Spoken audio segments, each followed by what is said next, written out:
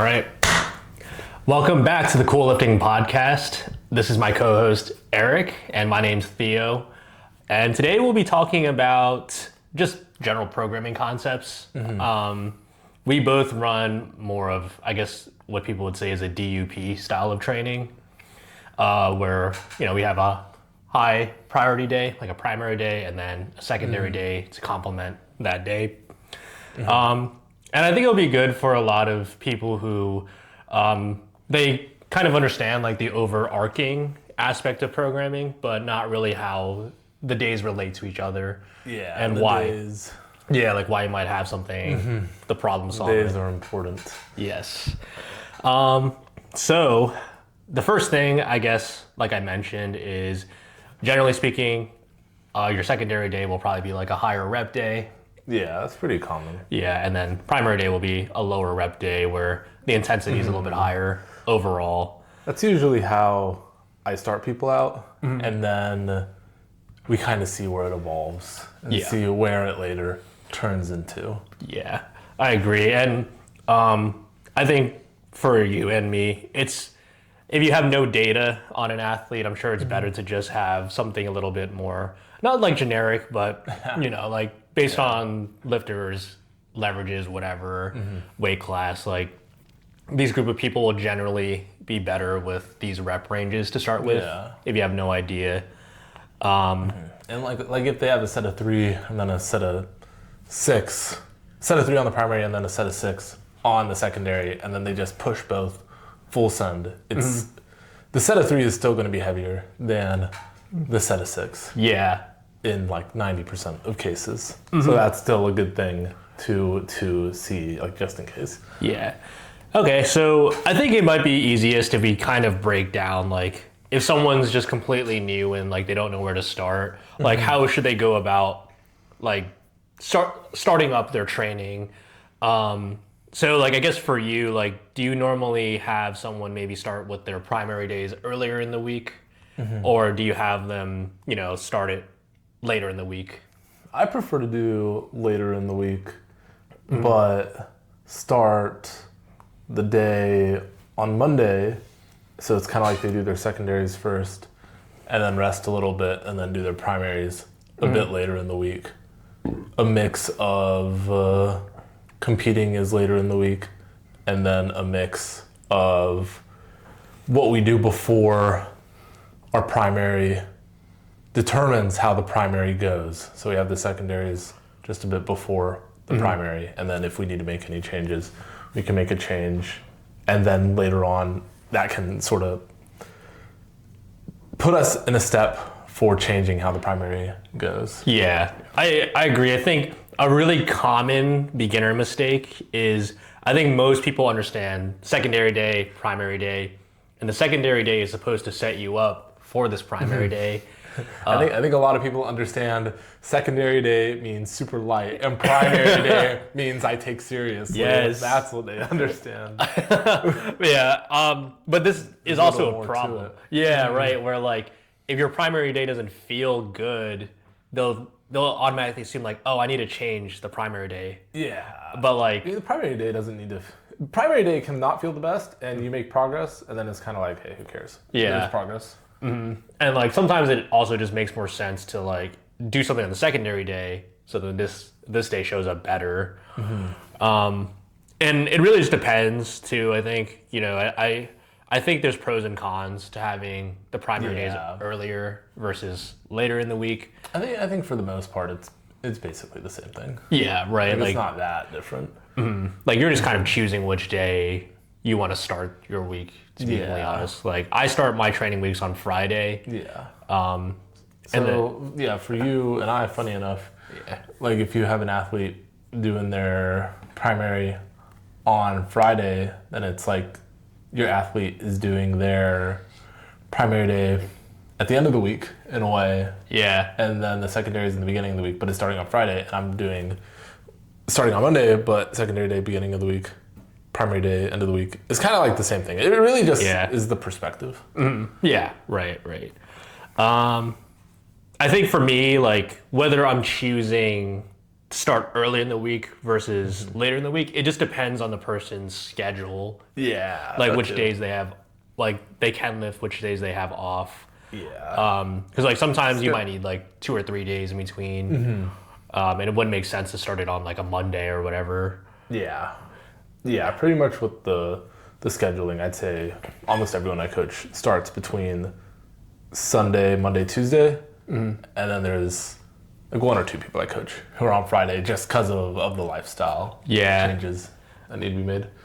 Okay. Yeah. So I think if you're just starting, it is first best to just figure out which days make sense for someone to lift in. And then whether you choose it earlier or later in the week for your primary day, it doesn't really matter so much. But I think it's just good to have an idea of the days in the week matter. Yeah. Like where your first squat day in the week matters in relation to the second squat day. I think the exposure matters a lot more, like you were saying. Yeah. So I guess that we'll move on to the bigger picture stuff. So what someone would consider is like a mesocycle in general is like just one block, 1 month of training.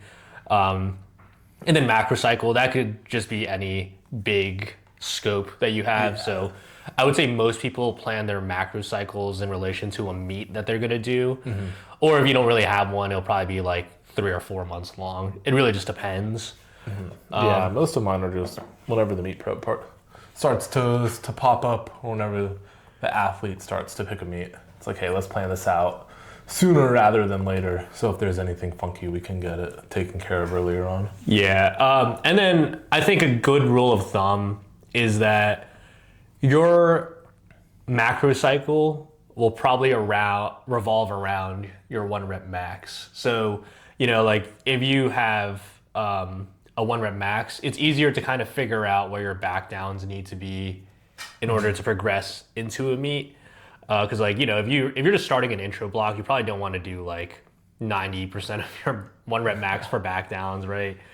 And it's important to know like there's going to be periods where we reset and you might be weaker, but you have a new baseline strength. And this doesn't really necessarily mean like your technique is going to be worse, but I think a common problem people usually see is like if you drop the intensity and volume, things just feel harder and they automatically assume like their technique is worse.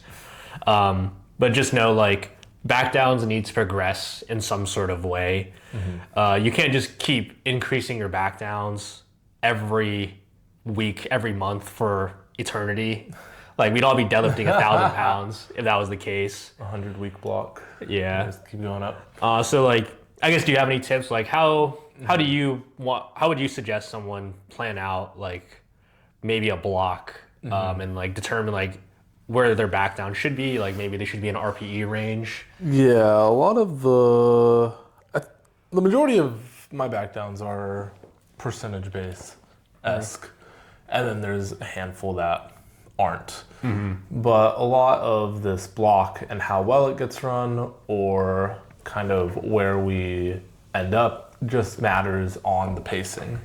And with the pacing, it's kind of like we set the goal, and whether it's a PR or maybe that person just needs training to sort of get back on the right track, we set this goal, like, hey, let's hit this. And then it's like, okay, if I want to hit this number on week 4, then what number do I need to start with on week 1 to get there? And like, let's say the person just makes 15-pound jumps week to week, they can put that number and then minus 15 each week. And that's usually how I start with the pacing for an athlete and then kind of see where it evolves into. And I'd say as someone tends to get a little stronger, then sometimes the pacing sort of turns into week 1, 2, 3, medium jump, and then week 3 to 4, bigger jump. Yeah, I agree. But the pacing matters a lot. Not everyone knows. Not like a lot of people can get the block set up, but not everyone knows the proper pacing. And then it's like maybe they go for like 10 pounds more than they should have, or at the end of the block, or maybe they shoot themselves in the foot just on week 1, week 2 by going way too heavy. Yeah. And then it's not even the block that was really the issue. It's just, hey, this pacing was horrendous, and now we can't even run this block to completion. Mm-hmm. And I actually just had this conversation with one of my newer athletes I picked up.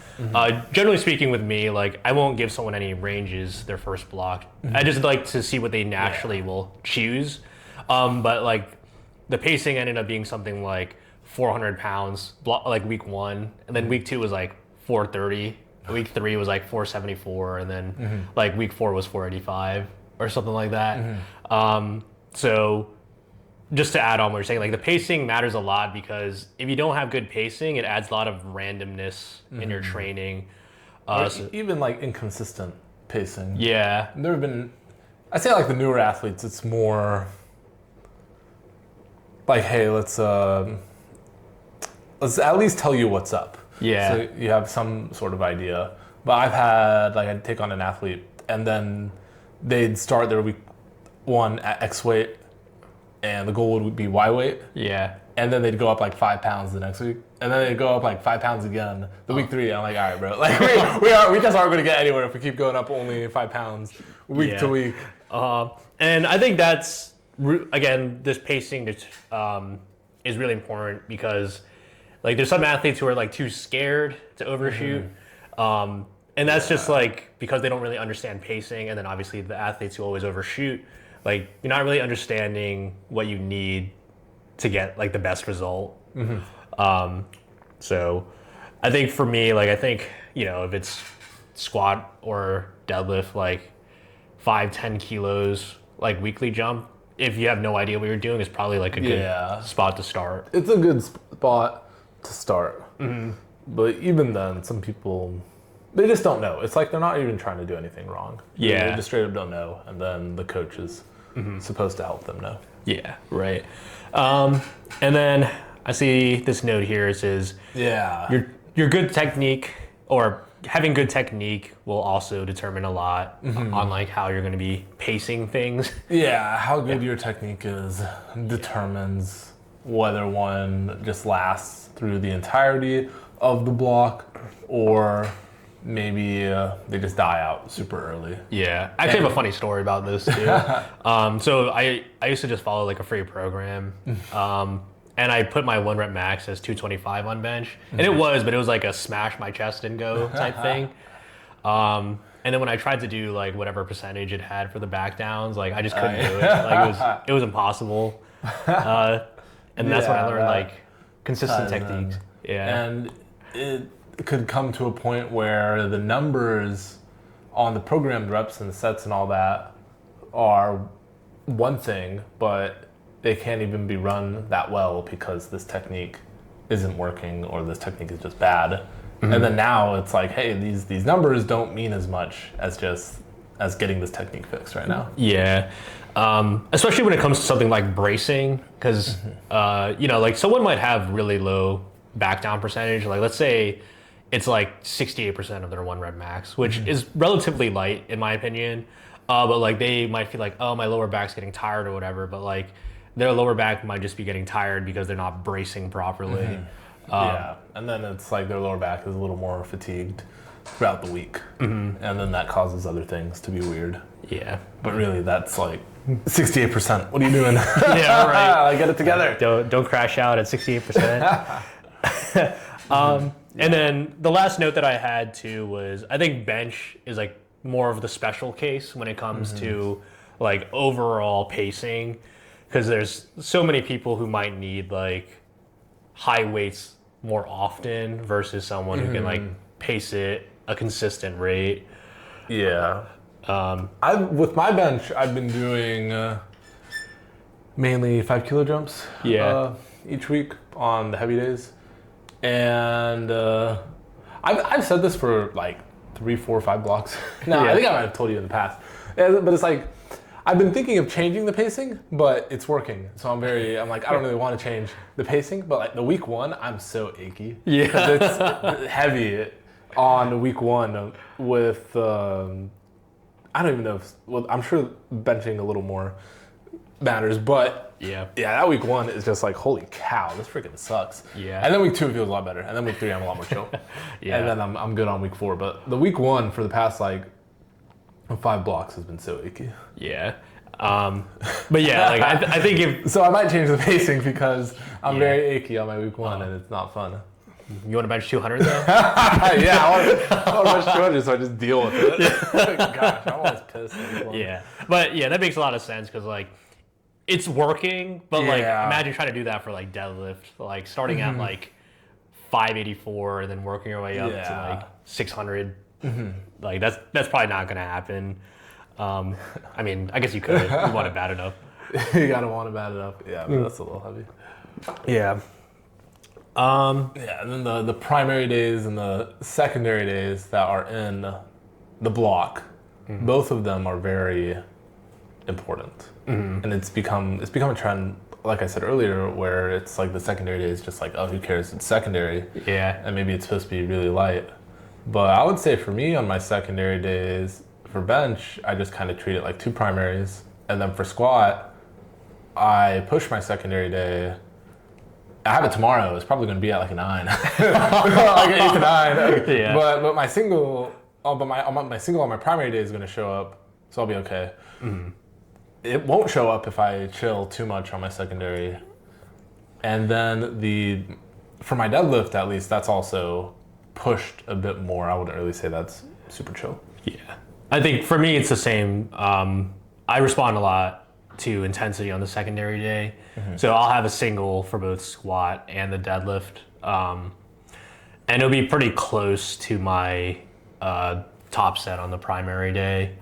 You know, it'll be not as hard as probably you, like not an 8 to 9, but like solid 7 to 8. I'll put the singlet on. Yeah. Lock in. All right, let's go. So like, I guess, you know, someone's walking through making their program now. Like, let's say, you know, they're following what we're saying. They're training 4 times a week. They said, you know, let's say like squat on Monday, secondary squat on Monday, and then like Thursday they have primary squat. Like, how should they maybe go about programming the secondary day squat and then primary day to start?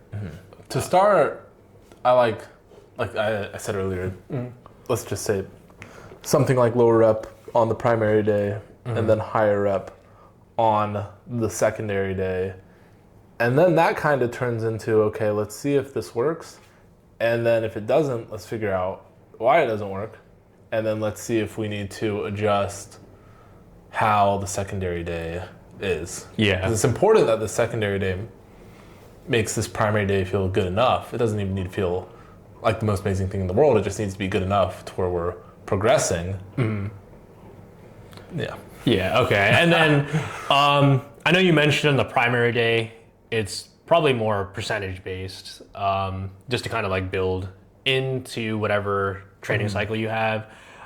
For me, what I generally like to do for the secondary day is just have like an RPE top set and then percent drop based on the top set. Is it very similar to you? Do you think this is probably a good spot? Yeah, I usually, like on what day? On the primary day or the secondary day? Yeah, I guess we'll talk about both. So the secondary day first. For secondary day, I would say it's either something like that where it's RP top set and then percentage base back downs, or it's ascending sets. I'd say it's usually one of those two. And then the primary day is usually top set, RP based, and then percentage based back down. Yeah, I think that's a good spot. That's kind of like the meta Yeah. now with how everything is. Yeah, I agree. It works for most people. So I think that's a good spot to start. And exactly what you said, like the secondary day, it just has to be within this effective dosage to make this day show up. And then from there, I think it would be probably a good idea to start playing around with either day or like the exposure between each day. The exposure matters a lot. For squat, it's like 2 to 3 days is usually the sweet spot. More than that or less than that is kind of a little more 50-50. Yeah. So in this case, too, like let's say I have someone with a really good secondary day, and the primary day feels good, but it not like maybe progress isn't necessarily moving the best. I think something people could consider is maybe adding a secondary top set on the primary day, just for something else that they can push, get a little bit more volume and intensity, or just changing one of the back downs to make it a little bit heavier. Yeah, I like having the primary day be usually noticeably more work or noticeably more heavy than the secondary day. And that's not even like the secondary day being super chill or anything like that. It's just like, hey, this primary day is just more than this other day. Would you say like there's maybe a number of sets that you're aiming for? Like once you get to this number, like maybe it's too much work. Like let's say they have like a top set and they have a secondary top set and they have like 3 sets of 5 on back downs. So that would be 3, 4, 5 sets total. Would you consider like exceeding that? Like would you recommend someone exceeding that, or is that already kind of like the cap? More than 5 is already kind of pushing it a little bit. More than that, you don't. More than that's not fun. Like you ideally don't want to be in a position where you have to do more than that. Cause it's just straight up like, oh my gosh. I'd say normally on secondary day, I'd say most of my people have like 3, at least for squat. Yeah, agreed. I'd say around 3 sets. Some have 4. Not so many have 5. Yeah. That was just a question I wanted to ask because I know some athletes like they'll think they need more volume and then they'll eventually land on like some weird like 5x7. Yeah. Oh yeah. It's kind of like we want to be doing more with this program with these days, but more doesn't always mean more sets, more reps. Sometimes it means maybe we do less sets, but we do more weight. Yes. Yeah. And then that in combination is a lot more than what we were doing however many blocks ago, or maybe like a year ago. It's way more than what we were doing. I heard Marcella say that on a podcast. I totally stole that from him. But I really agree with that. Yeah, because it's like someone doing, I guess for me on squat, what am I doing? I'm doing like a 3x4 with 480. That's the plan on Monday on the back downs. And then there's the single and then the 3x4 at 480. But maybe a year ago I was doing like a 3x7 with 402 or something. Right? They're kind of different. One has more reps, one doesn't, but the weight's different. And it's kind of just looking at that and being like, okay, what's better? Right. And we mentioned this before, like when you're looking at like total tonnage, like, it might make more sense to just have less sets, higher intensity back downs than like, like you already have let's say you have a 3x7. It's like, oh, like do you really want to add 4x7 on top of the top set? 4x7's a lot. Yeah, probably not. Yeah, some like, things just kind of turn into like, hey, that's a lot. I don't know. That's the best move. And it's not even so much like, well, there is science behind it, but it's not so much like super deep dive science behind it. It's just kind of like, oh man, you want to do a 4x7 on squat? That's kind of a lot. Right. Again, like I see a lot of athletes like they might have a problem on one of their lifts, and then they'll like go to their coach and say something like, oh, we should maybe like add more sets in or something. And like I think it's kind of important to just know like there's going to be a certain threshold that you're going to look for. There's a threshold. Yeah, like it's like the red lining on a car or something. You don't really want to go past the red line for too long if you even are already on that case. And I think like I feel like 5 sets on like squat and dead is already a lot. Yeah, it's already kind of a lot. Yeah, for one day. And then I think the only exception really is like bench. I don't even know if I have anyone who does like more than 5.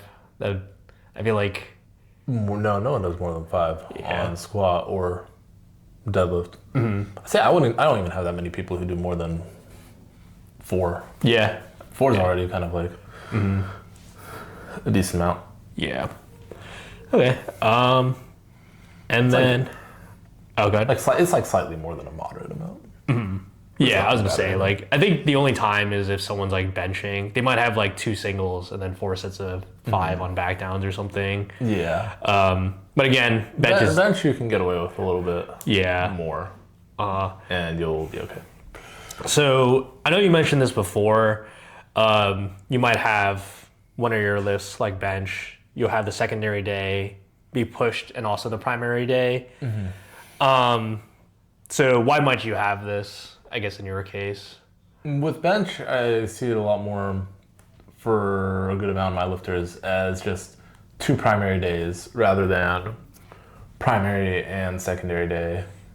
And that's mainly just because, like, hey, we can push this primary day, and then we can also push the secondary day equally, and there's a very good chance we'll be fine with how that's been. Yeah, right. So, again, I think this ties into like one day setting up for the other 2. Let's say like someone is having problems on their squat. Like they already have, you know, the one day pretty heavy and the other day pretty heavy. And they're thinking about adding in that 3rd squat day. Like let's say like they're just stalled out. I guess like for you, like when do you determine like it's time to add more priming or, you know, another day needs to be added?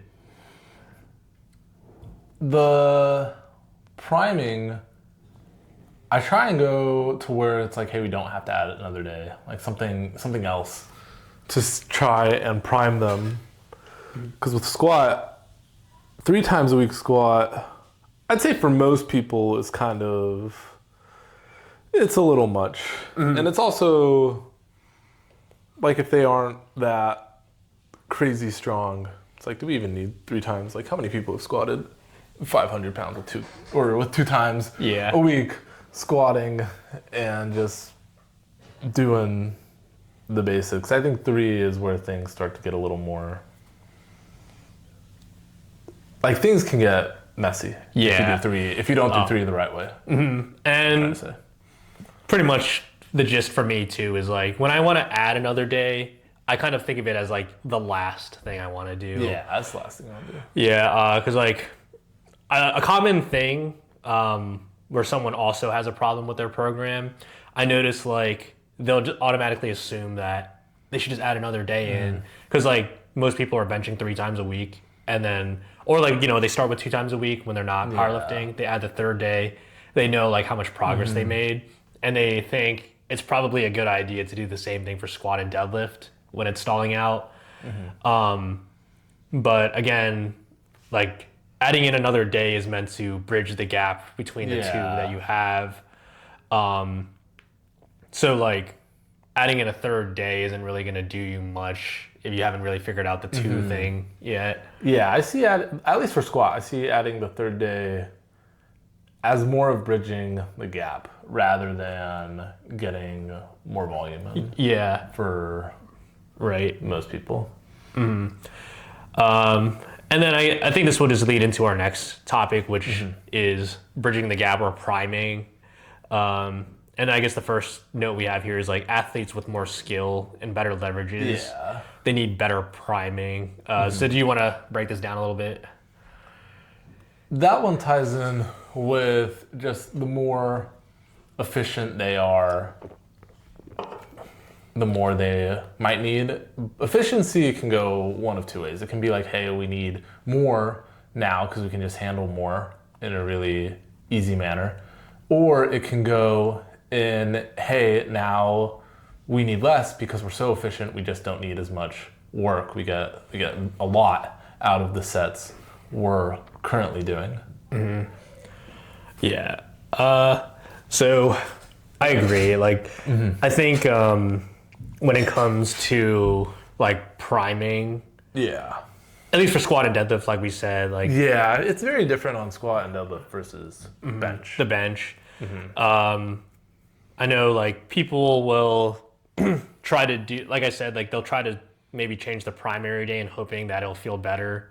But like you might want to look at the secondary day. Yeah, what we do before whatever day we lift on determines how that day sort of goes. Yeah, and I think there's like a lot of ways to go about that rather than like adding in more sets too. You can, but like you'd also just use an accessory or something to bridge that gap too. Like for me, I have a 3-day gap in between my secondary squat and my primary squat, but I do need a little something to get me good for the primary.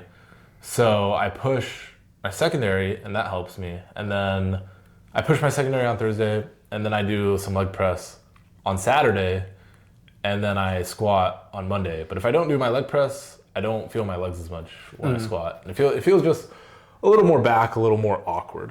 Yeah. And that helps keep me in check. And it's a good day to do leg press. Yeah. Also something I want to mention because you talked to me about this where you had an athlete, they literally just had 1 day of a gap between their sessions. And they were saying like, oh, you know, like my secondary squat day isn't feeling good, but they had like a 4-day gap or something. Yeah. And I think that's also something to look into first, right? Yeah. For some people, that's not as common just for the athlete. Like I've been in that situation in the past and I just didn't know anything. And I've seen other people be in that situation and they're just really confused, but they just straight up don't know. And if there's, even if it's like a 3-day gap, 3-day gap is too much for a good amount of people. I think 2-day, what do you have again? Yeah, I have 2 days for squat. Yeah, because you're on Tuesday, Friday? Yeah. And then deadlift, we have 3. Yeah. And then bench, yeah, this is like... Yeah, the bench is a little different. Yeah. Okay. Yeah, I'd say 2-day for most people. It's kind of what I try to start them off with, unless they've been doing 3 and it's been fine. Yeah, I agree. I think 2 is kind of what I think most people lie in. It just, I think I have it for 3 mostly when there's like scheduling. Yeah. That's a little bit weird. Yeah, some people it just like doesn't really matter that much. And like either or, maybe they're doing 2-day gap and then they change it to 3-day because they're busy or scheduling, whatever reason, and it's the same thing. They're still fine. So I guess now that we have a lot of these topics covered, someone might be thinking about, you know, now they're switching their days. They're thinking about, oh, you know, like maybe I should switch my primary or secondary. But another topic that I wanted to talk about too is like days that share fatigue. Like if you squat and deadlift on the same day versus like squatting Monday, then deadlifting Tuesday. Do you have like a process that you follow? Like, do you usually have people start with squat and deads on the same day and then kind of pull them apart if you need to after? What do you mean pull them apart? Oh, so like if, let's say someone's squatting. Separate them. I'd say kind of like one, it depends how cool they are with something like that. 'Cause some people after squat, they just get a little gassed. Yeah. And for other people, sometimes it's like, hey, maybe this lower back is really sensitive to squatting and deadlifting. So kind of the way it's structured is like we're definitely squatting and deadlifting on the same day, at least for 1 day of the week, whatever that is. And for that one, what was the question again? Oh yeah, so like, do you usually have people like start squatting and deadlifting on the same day so that they can share the fatigue, or do you like rather have them separate the fatigue throughout the week, or does it not really matter that much in your opinion? I'd say it's 50-50. And I think it kind of, it's more something like that when I'm writing a training program for an athlete is more of just like, hey, does this make sense? Or like, hey, does this make sense with their schedule? And if so, let's just do it. If not, let's not do it. Yeah. Yeah, it's like I squat and deadlift the same day on Thursday, and that's kind of just like, hey, this just works with how the program is set up. It's not so much, trying to squat and deadlift on the same day. It's more so like, hey, this makes the spacing of the days really good. Yeah, okay. I agree too. I think when I'm writing my program, I'm looking more so like, does it make sense? Literally what you're saying. And the reason why I want to bring this up is because I'll hear like a lot of athletes, they'll say something like, oh, like I have so much squat fatigue going into my deadlifts, if they're doing it on the same day, or like even if they're a day apart. And I feel like sometimes this is true, like if you're doing primary squat and primary deadlift on the same day. Yeah, I think something like that is a little more, I try to avoid that. Yeah. 'Cause it's just like straight up being tired. It's fatigue, but it's just, they're straight up just tired. And it's not so much more complicated than that. Yeah.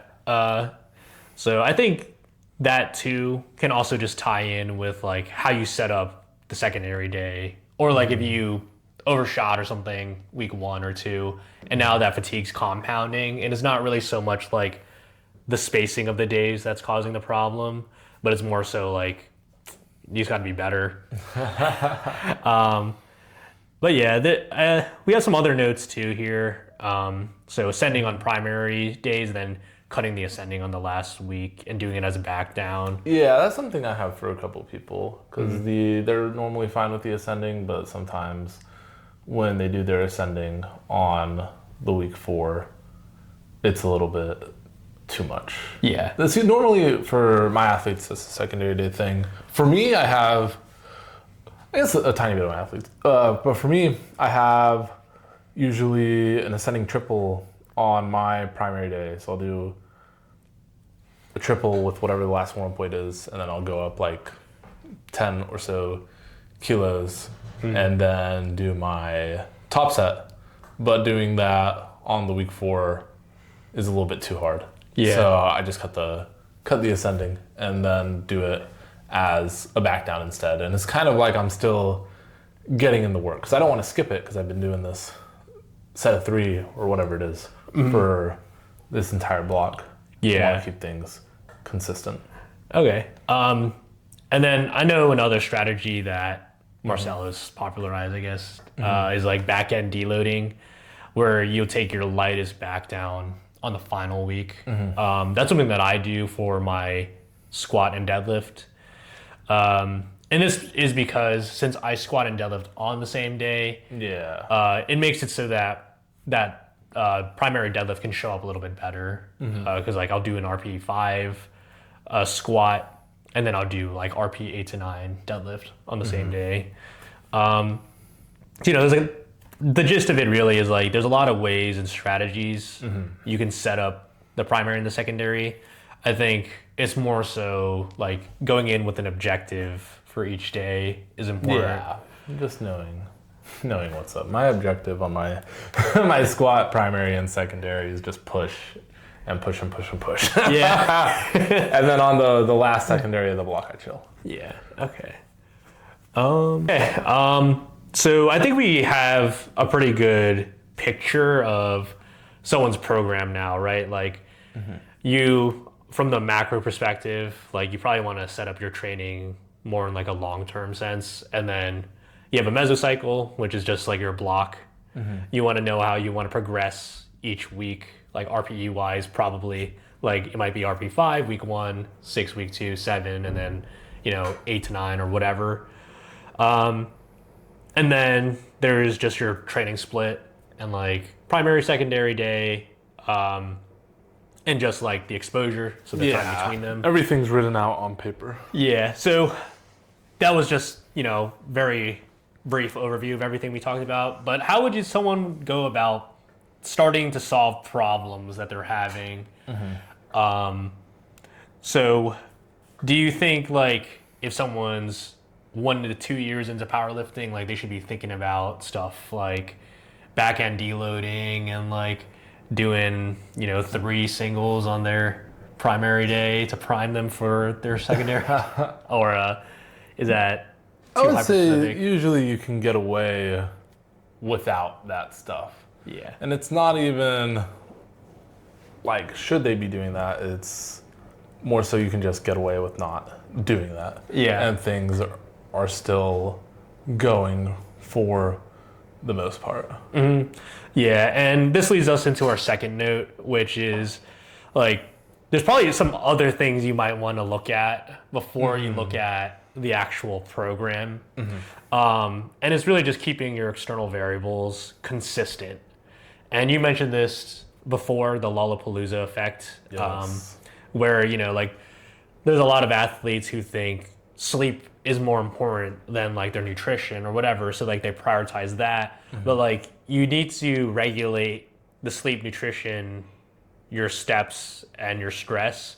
And doing all of that will have a Lollapalooza effect, like a larger effect. Yeah, it won't just make things 4 times better. It'll make things like 20 times better if we're on top of all of that.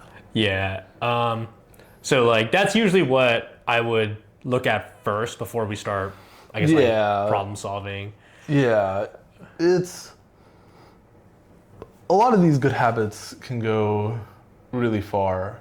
So with my athletes, I try and just like really be like, hey, we need to work a lot harder than however we were before when I first take them on. And then because of that, it's a lot easier to see what's really going on in the program.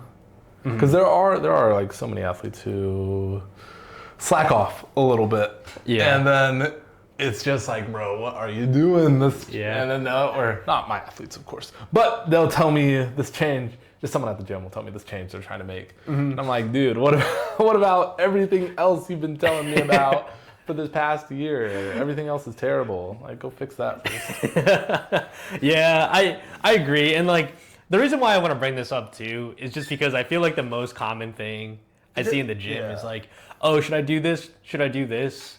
Like I want to do this on my program, but it's always like, what about the other stuff that like matters? It's very easy to find out if they're actually on top of things or if they're not. Yeah. And then this is for my perspective too, like if you're starting to, I guess like spin your wheels and you don't really know where to start with the problem solving, it's easier to start troubleshooting from like a lower baseline of things. And what I mean is like, it's always easier to add more things in than it is to start taking things away. So like if you have like more than 5 sets or like you're squatting 3 times a week or whatever, like problem solving 3 times a week squatting is a lot harder than 2 times a week. Yes. And then, like if you start with so much fatigue early on your block, it's going to be harder to figure out like if you need to pull back more or not. It might be like you actually have enough workload if you just, thought about the pacing a little bit more. It would have been like fine. So but to the listener, you can see how many things can really determine how these reps and how these sets go. It's like we've talked about, okay, the technique can determine a lot. And then, okay, these outside variables can determine whether this program gets run well or not. And then this pacing can determine how it gets run. So it's not as simple as like, hey, maybe I need another set. Because there's all this other stuff too. And there was this one guy in the past who's great. But he would show me his program and he'd be like, Eric, what do you think of my program? And dude, I would have like no idea because I would just be like, man, if I'm gonna give you a real answer of what I think about your program, I need like 5 minutes just looking at it and reading it and seeing what's going on. And then we should probably talk a little bit about it so I have more of an idea. And then we should talk about what problems are coming up. But he just asked me like, Eric, what do you think of my program? And I'd look at it and I'd be like half fried from just being at the gym for like 2 hours before. And I'd be like, I don't know. Like, it looks good. And then later on, like, I would talk to that guy and he said like, bro, Eric, I know what you think of my program. Like I can see just on your face, like what you think of it, just how you looked at it. I'm like, dude, like I don't even know anything about your program because I'm like, one, you're asking me when I'm like half dead, and then two, you just showed me a piece of paper with a bunch of numbers. I'm like, I don't know anything, man. There's so much more to it. There's so much more that goes on with making progress. Yeah. No, I think that sums up everything we just said really well. I felt bad because I don't know, like he'd ask me like what do you think of my bench, and it's like I gotta look through all 4 days, right? And I gotta look through all the weeks. I'm like give me a minute, bro. It's like after like 3 sets of 5 of like 85% back down, and he's just like, Eric, my program. I'm not trying to diss your program or anything, but there's just a lot of context that I need before I can start dissing your program. Mm-hmm. Yeah, I think that's more into because I've obviously been in a similar experience. Yeah, they're like, what do you think of my program? And I'm like, dude, there's so much more context than just like this isn't a yes or no question. Yeah, they're like, do you think my program's good? Yes or no? It's like, dude, we need to like actually sit down and talk about a lot of things if you want me to give you this yes or no. Yeah, and then to kind of, I guess, pull it into like the problem solving, this definitely goes into like the questions that you need to ask yourself, or I guess your coach, right? Like your coach is supposed to ask you questions, and then based on your answer, they will determine which direction to problem solve your issue. Because like if you're just giving someone a snippet of your program and it actually looks okay, it might not have any sort of context of like how you feel on this day, right? Like all you're seeing is like 1 by 1, 3 sets of 5 for primary day. Who cares? Bro, I don't know what that means. So yeah, like that's kind of where the problem solving needs to start, is like you have to understand where the fundamentals are.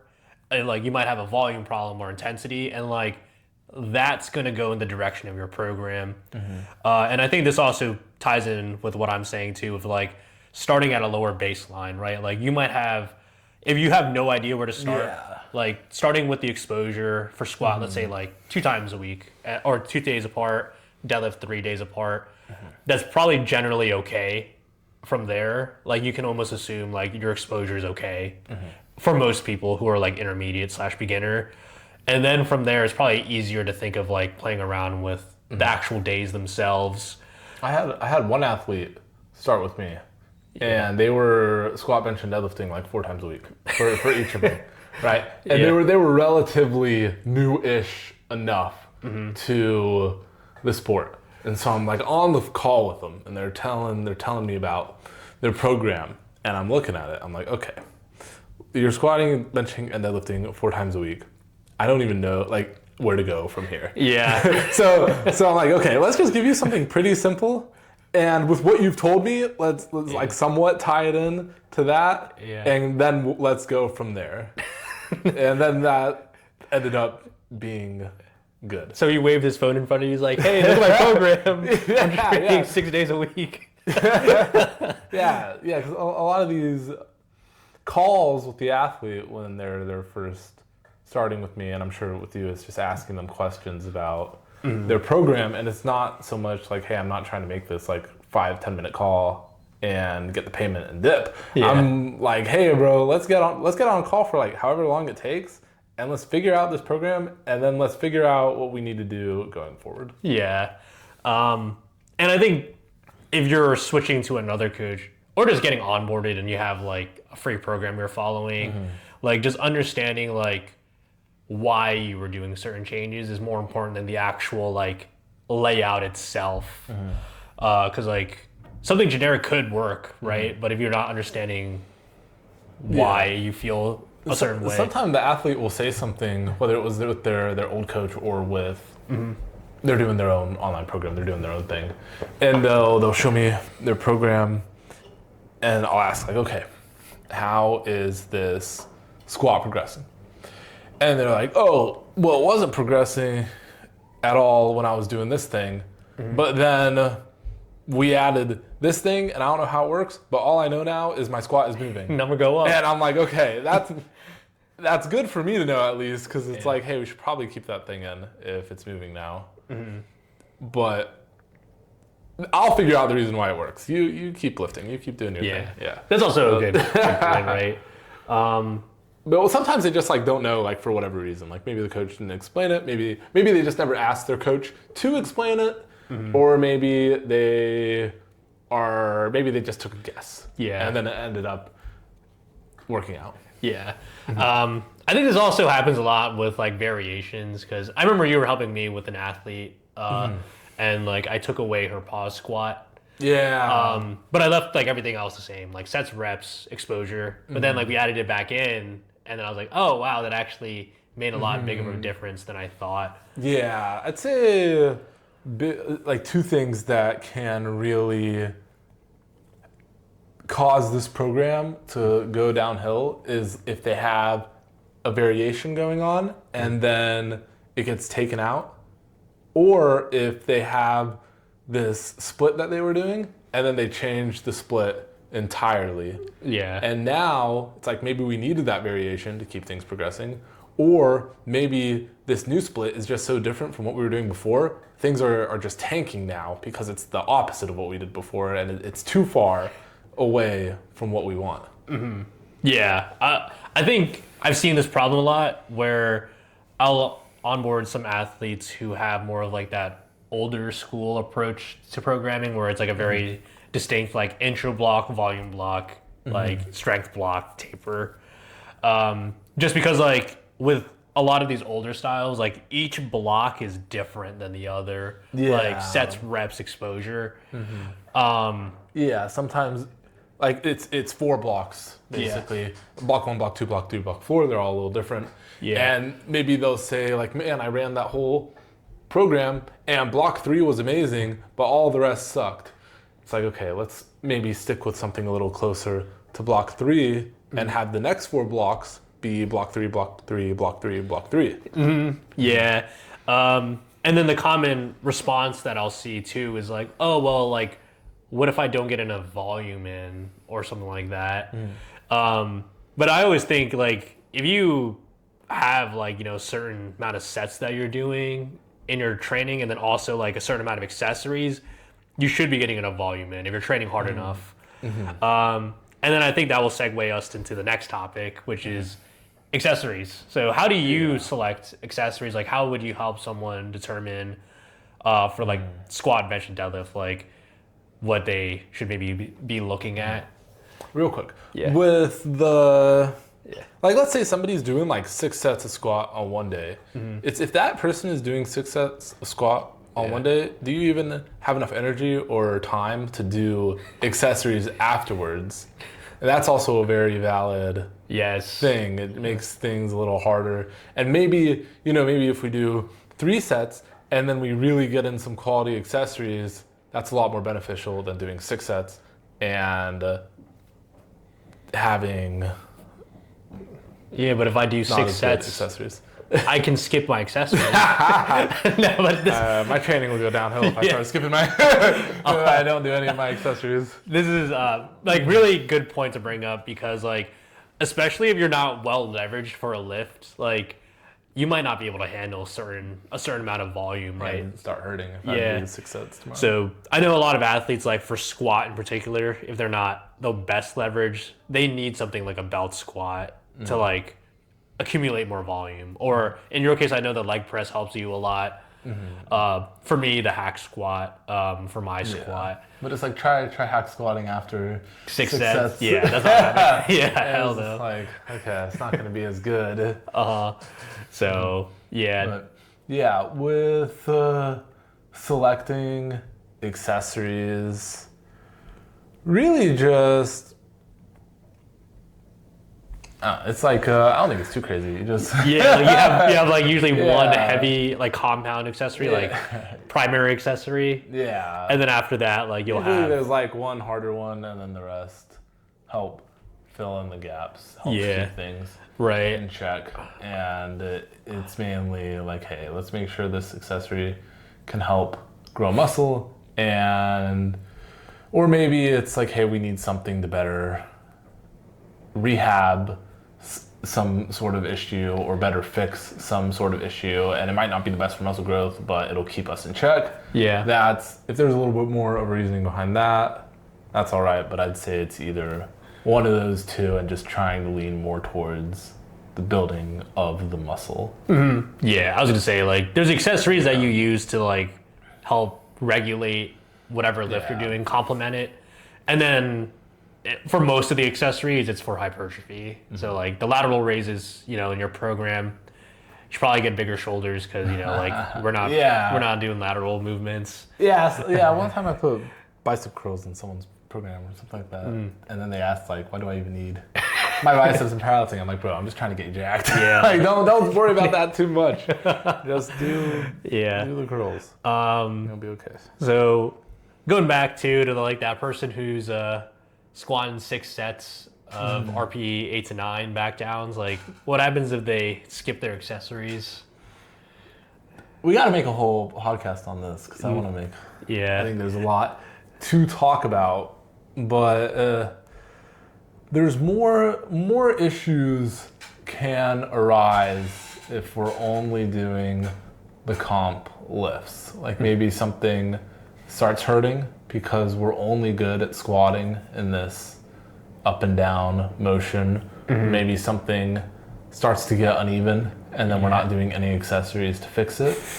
Or maybe something starts twisting really hard. And you can twist on all 3 lifts, squat, bench, and deadlift. Maybe something starts twisting, but we're not doing any accessories to fix it. We're trying to do some warm-up drills to fix it, but long term might need a little bit of something else. Yeah, I completely agree. Accessories can teach you a lot. I mentioned this a lot in our podcast, like especially with what you're saying.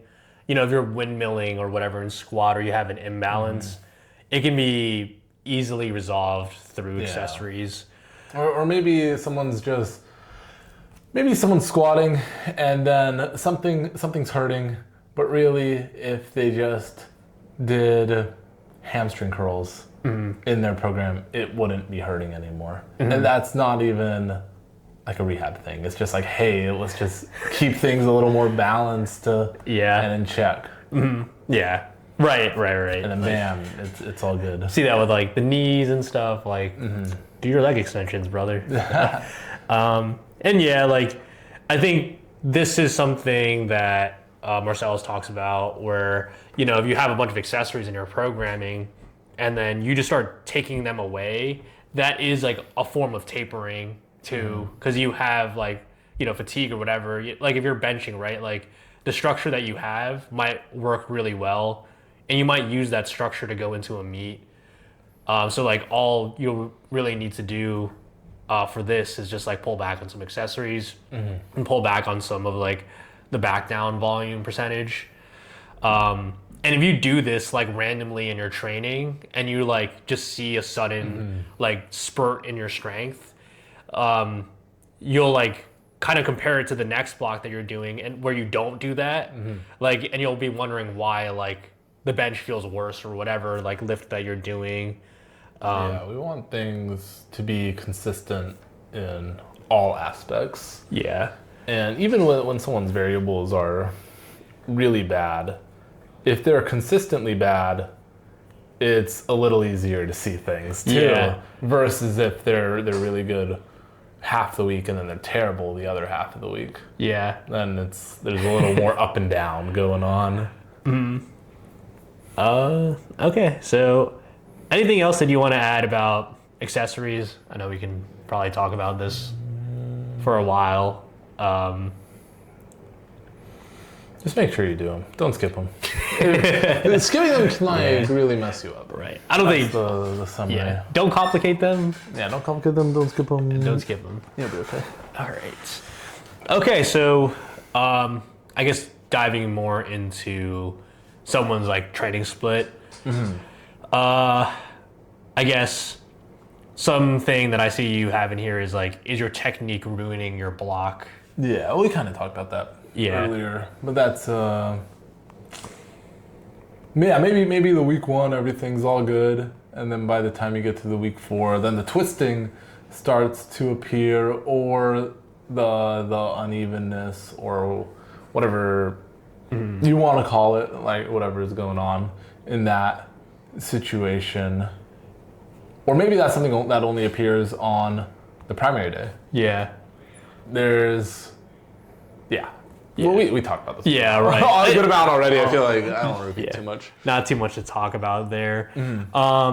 And then I think the only other thing really, which we also talked about, is like your lifestyle. You know, like you're in college and you're transitioning to like a big boy job. You might find yourself busier. Yeah. So you might actually have to start switching your days so that certain days where you're less busy. Yeah, I don't think there's anything wrong with that. Yeah. I think that's I think that's something very important if you want to powerlift for a while. Powerlift in the long term. Yeah, agreed. Or even with some of the younger kids I work with, they have a job and it's a part-time job, but maybe they only work on Thursdays and Mondays. Yeah. And it's like, do we even need to lift on Monday and Thursday, or can we just do the job that day? Because it sounds like you don't have any time to lift on that day, regardless. Yeah. Something big for me is like having one day where I don't have work or I work out. And I think if I just have that one day, for me it's Sunday. Yeah. If I just have that one day, it's good enough. Like just having one day where I don't do anything. Yeah, I haven't lifted on Sunday in a minute, but it was definitely a little more like always wired. Yeah. Always too locked in. So I think that kind of covers something like that. Most of the programming concepts I think people should know. Was there anything else you wanted to add? There's one thing, even with having, because I've thought about this a lot with my training. I like lifting with people at the gym, not at an empty gym, but maybe someone's, for whatever reason, doing their heaviest squat day on Sunday. Yeah. But they feel super unconfident without having any spotters. And usually there's no one at the gym on Sunday. There's not too many people.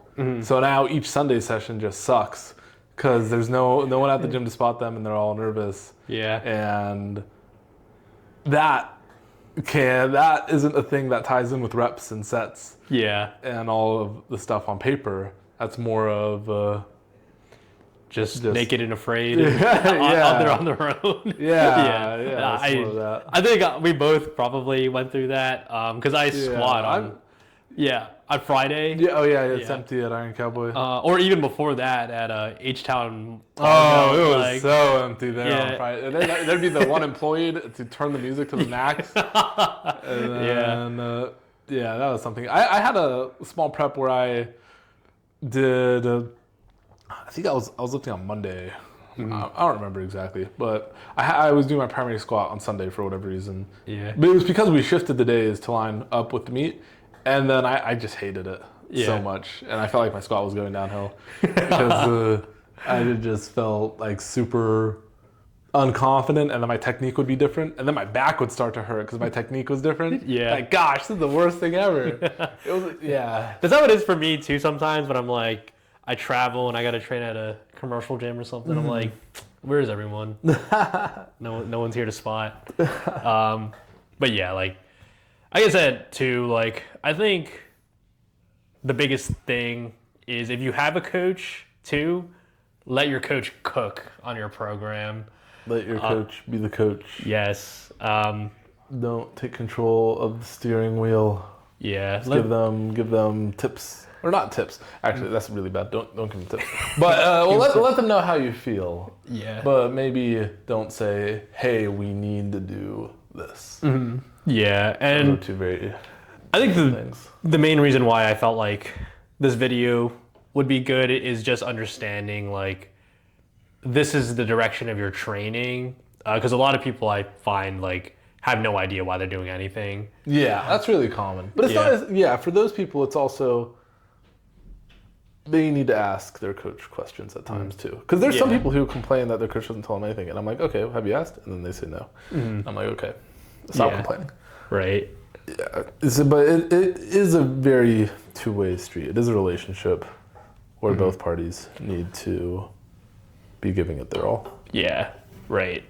And then I think a common thing, I guess, letting your coach be the coach, where someone might give their coach some advice and you're like, hey, we should try this. And it just like is pulled out of thin air. Yeah, I've heard that with some people who are just at the gym asking me for help. They'll say, maybe I need this. Yeah. And I'll say why. And then they'll say something. And then I'll say why again, and they can't say anything else. But I heard someone on TikTok tell me that I should. It's very interesting. Yeah.